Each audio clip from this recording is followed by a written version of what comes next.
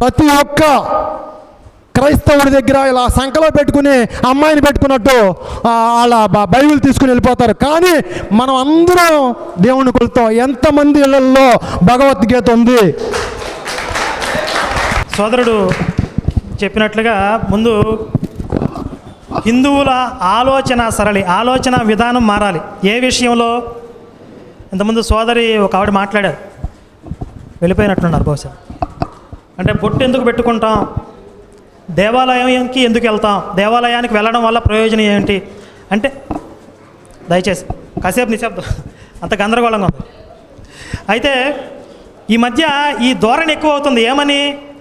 మా హిందూ ధర్మ ఆచారాల వెనక శాస్త్రీయ దృక్పథం ఉంది, సైంటిఫిక్ రీజన్స్ ఉన్నాయి, మీకు తెలుసా? అసలు ఎందుకు అవసరం? ఎందుకు మనకి మన ఆచారాల వెనక సైంటిఫిక్ రీజన్స్ ఉన్నాయని చెప్పి రుజువు చేసుకోవాల్సిన అవసరం మనకి ఎందుకు?